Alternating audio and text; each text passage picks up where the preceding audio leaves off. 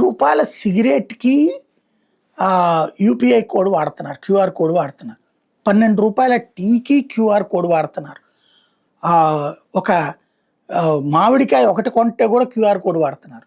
ఇంతగా ఓ పక్కన ఫోన్‌లో మామ ఓ 100 కొట్టరా, మామ ఒక 500 కొట్టరా, ఈ కొట్టుడు అదేందో ఈ నాటు భాష వచ్చేసింది ప్రతి ఒక్కళ్ళకి కూడా.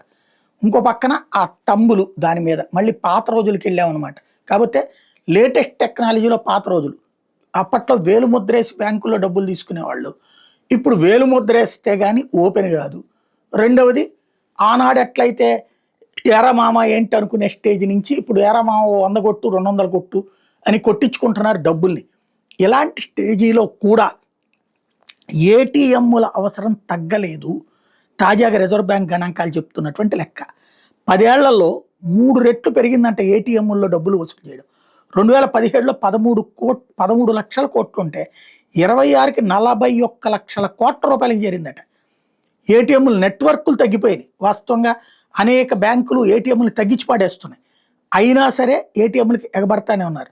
2023లో 2.19 లక్షల ఏటీఎంలు ఉంటే 2.09కి పడిపోయాయి. ఏది యూపీఐలు వచ్చాయని అని తగ్గించేస్తున్నారు. వాస్తవంగా దాని మెయింటెనెన్స్ ఖర్చు అవుతుందని తప్పించుకోవడం అనమాట. అదే సందర్భంలో క్యాష్ ఫ్లో మాత్రం 32.6 లక్షల కోట్ల నుంచి 28.6 లక్షల కోట్లకు తగ్గింది. అంటే ఇదివరకటి దానికంటే కొంచెం డబ్బులు తక్కువ తీసుకుంటారు. కానీ ఏటీఎంలు తగ్గుతున్నా సరే డబ్బు డ్రా చేయడం అన్నటువంటిది కొంచెమే తగ్గడం అన్నది ఇక్కడ కీలకమైంది. దీనికి కారణం ఏంటి అంటే యూపీఐ ట్రాన్సాక్షన్స్ని ఎప్పుడైతే బ్యాంక్ అకౌంట్కి లింక్ చేస్తున్నారో ఇప్పుడు ఒక ఇడ్లీలు అట్లు వేసేటటువంటి వ్యక్తికి సంబంధించినటువంటిది ఇప్పుడు ఏం చేస్తున్నారంటే 2-3 క్యూఆర్ కోడ్లు పెట్టుకోవాల్సి వస్తుంది.